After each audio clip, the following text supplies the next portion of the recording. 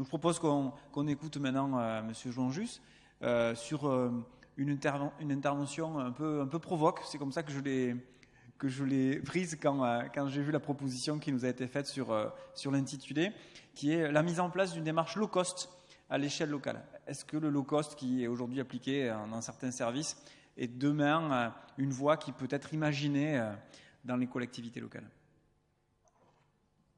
Merci, bonjour. Alors écoutez, le low cost, effectivement, c'est un peu provocateur au départ, puis on va se rendre compte qu'en fait, on en fait tous, et ce matin, on en a parlé, on va y revenir. Donc j'ai baptisé comme sous-titre une meilleure appréciation des besoins pour un service public adapté et moins coûteux. Et en fait, l'idée nous est venue quand le maire de Cannes, après les élections de 2008, nous a dit « la crise est là, nous n'avons plus les moyens de continuer à travailler comme avant. Il faut donc revenir à l'essentiel de nos missions, dégager des marges de manœuvre. Ça ne va cesser de s'aggraver, donc faisons du low cost ». Comme il avait un sens aigu de la communication, on a donc décidé de baptiser une politique low cost applicable à l'ensemble de la ville. Alors, quel était l'objectif? L'objectif, c'était de réaliser autant de projets malgré la baisse des ressources. Et pour cela, on s'est dit il faut revoir l'ensemble du processus de conception, développement et vie des projets. Alors, vous avez là un schéma que vous connaissez bien, hein, qui est la vie d'un projet, entre l'idée que l'on en a, la conception, le développement, la réalisation, la mise en service, et puis la vie ou le service après-vente, disons, tout ce qui consiste, une fois que le projet est livré, on y reviendra, à faire en sorte qu'on corrige les petits défauts et surtout il ne se dégrade pas et que les usagers en aient le service le meilleur le plus longtemps possible. Alors on est allé chercher dans le dictionnaire ce que voulait dire low cost. Et donc je vous donne la définition. C'est une opération consistant à mettre à nu un produit, le dépouiller de ses attributs annexes pour n'en retenir que le cœur, c'est-à-dire la fonction essentielle. Et c'est vrai que quand on compare à ce que font les compagnies aériennes, c'est assez proche. Que fait une compagnie aérienne low cost? Elle vous promet de vous transporter d'un point A à un point B un jour donné, et tout le reste est en option. Vous voulez changer de date, c'est plus cher. Vous voulez un bagage supplémentaire, c'est plus cher. Vous voulez un verre d'eau, c'est plus cher.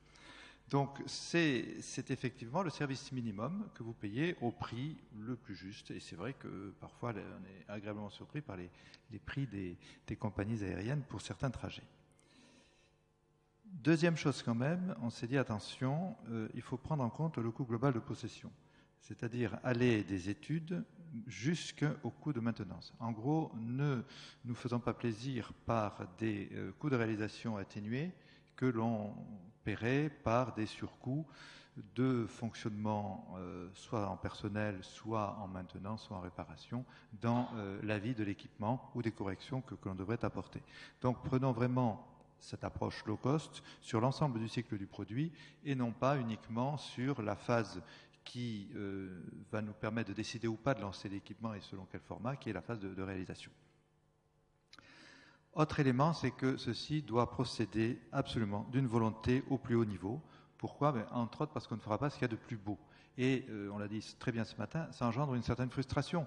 Celui qui est responsable d'un projet, qui est le responsable dans son domaine, surtout dans une collectivité locale où on voit assez rapidement ce que l'on va faire, ce dont on est responsable, contrairement à l'État où la période de réalisation est souvent plus longue. Dans une collectivité locale, le responsable des sports, de la culture, de la jeunesse voit très vite dans la rue avec ses amis, sa famille, ce qu'il a fait. Donc il tient à ce que ce soit ce qu'il y a de plus beau, ce qu'il y a de mieux. Les élus demandent aussi à ce que ce soit ce qu'il y a de plus beau et souvent on additionne les demandes et les aspirations de chacun pour faire quelque chose. Et là, ce ne sera pas le cas. Donc il faut être prudent et il faut se dire qu'on va devoir trancher en l'expliquant et en justifiant ses choix. Il faut aussi veiller à ce qu'il n'y ait pas de court-circuit. Je reviens sur cette idée d'avoir une volonté au plus haut niveau. C'est que, vous savez très bien que dans les collectivités locales, c'est un fonctionnement un petit peu matriciel entre la chaîne administrative et la chaîne politique. Et souvent, ce que l'on n'obtient pas par la chaîne administrative, on essaie de l'obtenir par la chaîne politique. D'où l'intérêt que le patron suprême, qui soit le maire ou le président du conseil départemental ou régional, tienne bon et dise à l'un et à l'autre, c'est niet, c'est le cap que j'ai fixé et on s'y tiendra, y compris quand il y a des choix un peu désagréables et un peu douloureux. Je vais vous donner un exemple. Sur une piscine, on a voulu faire une piscine olympique. Et la question s'est posée du toit. Une piscine olympique, on veut s'entraîner toute l'année, donc il faut qu'elle soit couverte. Et puis, on s'est rendu compte qu'après tout, il y avait des piscines découvertes dans d'autres villes de France, beaucoup plus au nord que Cannes, et qu'il y a des tas de gens qui se baignaient toute l'année. Alors, pourquoi ne pas la faire à Cannes? Alors, tout de suite, première objection, oui, mais ça va coûter plus cher en fonctionnement. Et puis, on s'est rendu compte que, certes, il fallait chauffer l'eau, mais qu'en revanche, quand on avait une piscine couverte, il fallait traiter l'air, le chauffer lui aussi, et en plus, il y avait un traitement, et que finalement, les deux coûts de fonctionnement étaient équivalents. Donc finalement, l'économie que l'on faisait en investissement n'était pas perdue par des coûts de fonctionnement supplémentaires. Donc on a fait une piscine découverte, et finalement, les gens, progressivement, viennent toute l'année en acceptant de se baigner, même lorsqu'il fait un petit peu plus froid qu'en été. Autre question également, toujours sur cette piscine, c'était le niveau de compétition, les gradins, l'accueil du public et autres. Immédiatement, il fallait que ce soit une piscine capable d'accueillir des compétitions de niveau national, voire international. Bon, puis on s'est rendu compte qu'il y avait d'excellents nageurs avec des très belles compétitions qui se déroulaient à Marseille, à Antibes, à Nice, et qu'après tout, on pouvait se dispenser d'accueillir des compétitions mondiales à Cannes. Et donc, on a fait une piscine avec des gradins pour aller voir des compétitions municipales, départementales, et on se passera des compétitions mondiales. Et finalement, ce qui compte, c'est l'intérêt des Cannois quand ils veulent aller se baigner et apprendre à nager. Voilà deux exemples qui ont été assez pénibles, parce qu'il a fallu faire des choix, il a fallu dégrader par rapport à une ambition, mais finalement, aujourd'hui, tout le monde pense que c'était le bon choix. Alors, comment a-t-on mis cela en œuvre? Eh bien, on a fait un groupe de travail, piloté à la fois par l'adjoint aux finances pour tenir la barre politique et le directeur général des services pour associer l'ensemble des acteurs, donc les élus en charge du produit, donc les élus clients, les sports, la culture, l'éducation, et les services en charge donc de l'exploitation et de la mise en œuvre du projet, ce que j'appelle la direction cliente. Les services en charge de piloter la réalisation, bon, essentiellement les services techniques la plupart du temps, ou l'acquisition lorsqu'il s'agissait uniquement d'acheter quelque chose et non pas de le réaliser. Donc là, en gros, la direction des achats ou les services chargés d'acquérir, d'acheter la prestation de service. Les équipes chargées du contrôle de gestion et de l'évaluation, pour avoir ce retour permanent lorsqu'il y avait des choix à faire entre une option doit-elle être retenue ou pas, et quel est son coût et quel est son impact dans le temps. Et puis, je vous rappelle qu'on était en 2008 quand on a lancé ça, les équipes chargées du développement durable, puisqu'il y avait à l'époque un fort engouement. On avait même évoqué un vice-premier ministre au niveau national chargé de passer au crible du développement durable toute décision d'investissement. Et donc on s'est dit, on va faire pareil et on va apprécier le critère développement durable dans nos investissements. Et c'est un exercice très difficile parce que, en gros, le développement durable dans l'investissement coûte plus cher, mais il permet de récupérer des économies dans le temps. Et donc, il faut apprécier l'opportunité de cette dépense supplémentaire, à la fois en termes d'environnement, de dépenses énergétiques et autres, de qualité sur la planète, mais également quelle sera la période de retour sur investissement.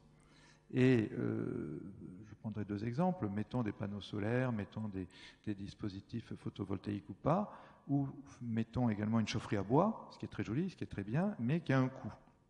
La question, c'est est-ce qu'on est prêt à dépenser un petit peu plus à court terme au nom de l'environnement et de la qualité de vie si on récupère cet investissement dans le temps? Ça suppose un choix et des équations fiables.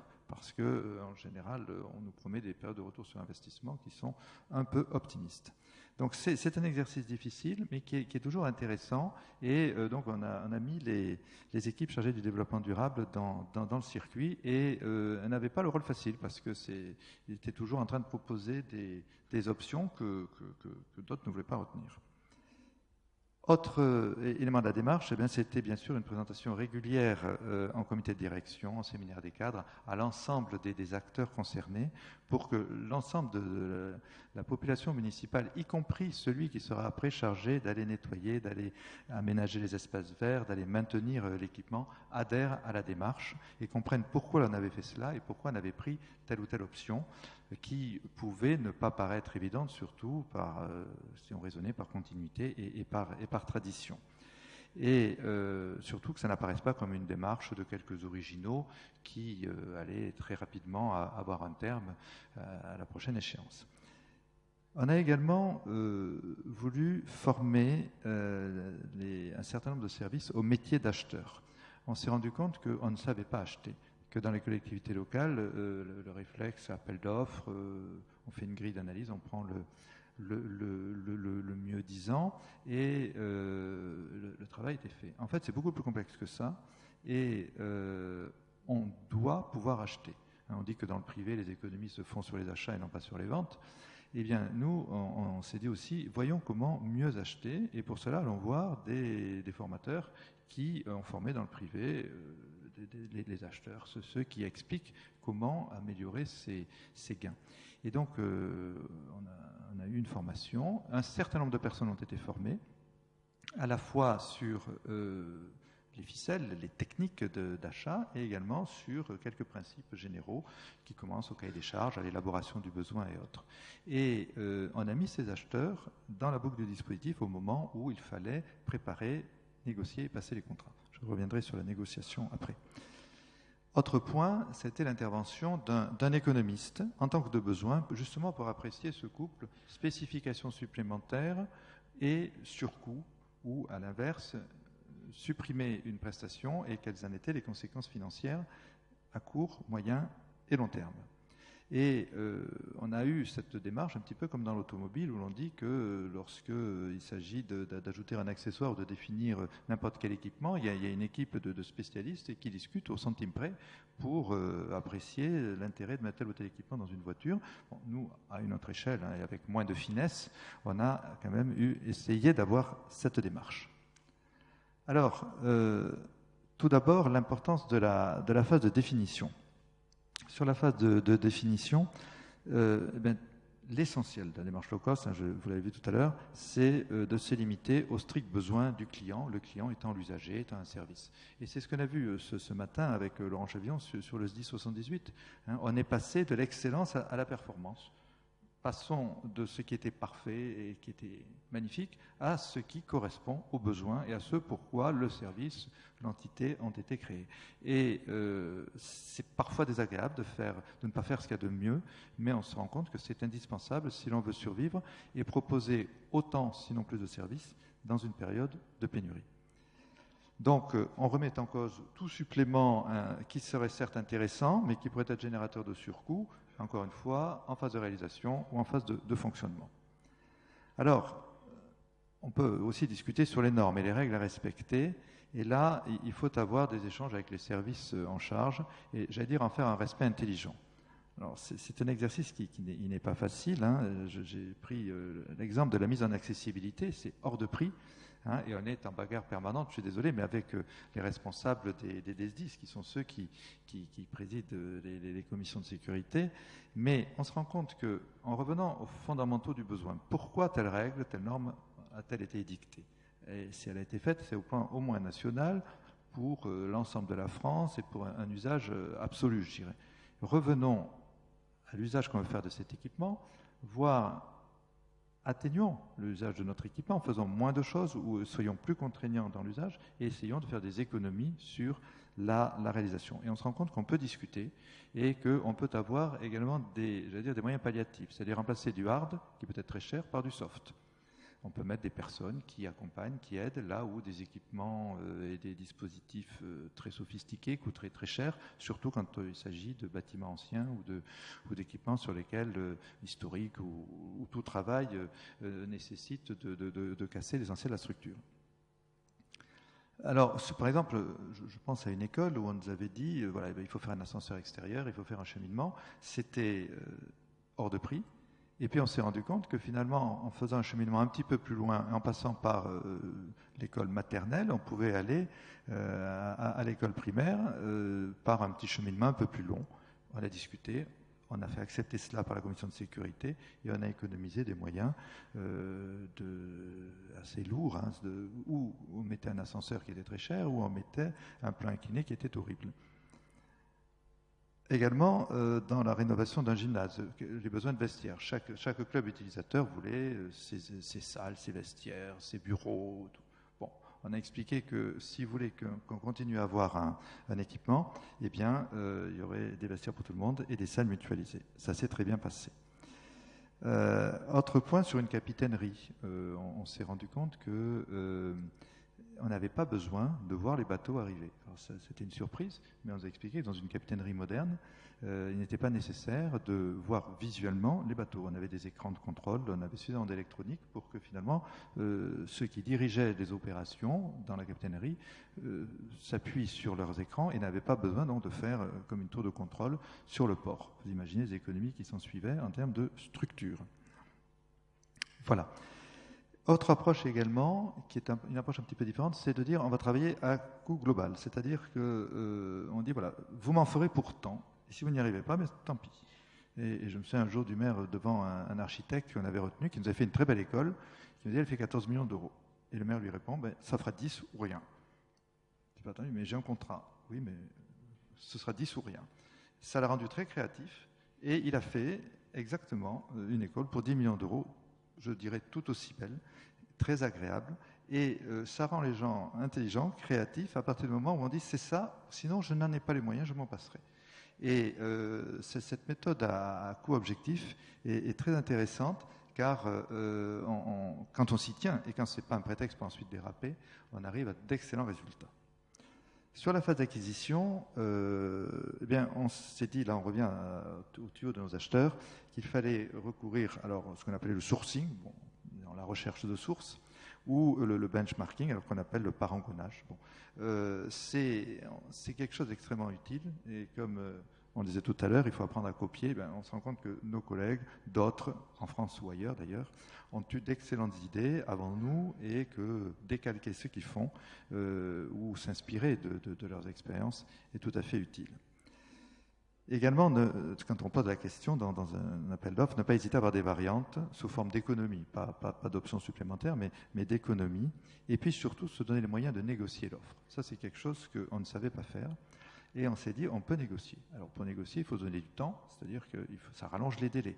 Donc si effectivement on est pris par les délais parce qu'il y a une échéance, quelle qu'elle soit, une compétition sportive ou une échéance électorale qui fasse qu'il faut que l'équipement ait été livré à temps, ça peut être plus difficile. Mais si on se donne le temps de négocier, on peut faire des économies significatives, à condition de savoir le faire et de bien s'y prendre. Parce qu'en face de soi, on a des industriels qui sont des négociateurs professionnels et qui ont l'habitude des contrats, à la fois sur le plan commercial et sur le plan juridique. Mais si on s'en donne les moyens et qu'on soit bien formé, on arrive à avoir des économies significatives. Et puis, je l'ai déjà dit, raisonner en coût complet. Alors, sur la phase de réalisation, eh bien, il faut contrôler en permanence, ne pas hésiter à aller voir soi-même ou à envoyer des spécialistes capables de voir comment le travail que l'on a commandé est réalisé. Je me souviens d'un directeur qui a plongé pour aller voir la réalisation d'une digue sous-marine et qui s'est rendu compte que ce que l'on était en train de réaliser ne correspondait pas à la réalité. Bon, heureusement qu'il savait plonger et qu'il connaissait bien son sujet, mais sinon on aurait livré un équipement qui ne correspondait pas aux besoins. Donc on a tout fait refaire, mais grâce à cette expérience de quelqu'un qui est allé voir lui-même. Être aussi un client exigeant, parce que je pense qu'un client exigeant est quelqu'un de respecté. Et puis, l'autre sujet, c'est le service après-vente. Et je dirais que c'est là que le plus ingrat commence, parce qu'il y a la phase d'euphorie du lancement. En général, c'est beau, c'est bien fait, on fait une belle fête. Et puis après, l'intérêt pour des équipes, la mobilisation pour arriver à un beau produit diminue, soit parce que les équipes passent à autre chose, soit parce que l'équipement tourne. Et c'est là que commence le plus difficile. D'une part, corriger tous les défauts inévitables après la livraison d'un bel équipement, et puis faire en sorte que l'entretien, la maintenance soit de qualité et puisse être en permanence maintenir cet équipement au niveau d'excellence, voire s'adapter aux demandes des uns et des autres. Bon, également, j'ai dit ne pas hésiter à faire jouer les garanties, c'est très utile. Alors, en termes de bilan, eh bien, première chose d'abord, c'est de procéder à un retour d'expérience du processus pour les autres équipements en cours ou les autres réalisations. C'est toujours très intéressant de voir comment la démarche qu'on a lancée a abouti, jamais totalement, jamais de façon idéale, mais comment on a réussi à en tirer quelques enseignements et quelques plus que les petits camarades pourront utiliser. Convaincre tout le monde du bien fondé de la démarche, ça c'est indispensable. S'il y a des gens qui n'y croient pas, c'est très difficile de faire avancer l'ensemble de l'équipe. Nos résultats, on a eu 5% d'économie sur une année, sur un budget d'investissement qui faisait 60 millions d'euros. On a eu 3 millions d'euros d'économie dans l'année qui a suivi, en 2009. On a été assez satisfait par rapport à ce que ça nous aurait coûté si on n'avait pas eu cette démarche volontariste. Et puis, et ça, on revient à ce qu'on disait ce matin, il faut valoriser l'équipement et les choix faits. Il ne faut pas que ça paraisse comme étant un équipement dégradé. Et c'est vrai que le mot low cost peut avoir cette connotation un peu négative. En fait, il faut expliquer que si on a fait l'équipement, c'est précisément parce qu'il était low cost. Sinon, on risquerait de ne rien avoir. Donc on a eu quelque chose de qualité qui est beau et qui a été rendu possible parce qu'on s'est donné les moyens de faire cet équipement tel qu'il est là. Et à partir du moment où on l'explique, et où on explique les choix à l'opinion, en expliquant on a pris telle décision pour telle et telle raison, tout le monde comprend, surtout en période de crise, quand tout le monde est frappé personnellement et puis que l'on entend tous les jours qu'on est en période de crise et de baisse de dotation. Voilà.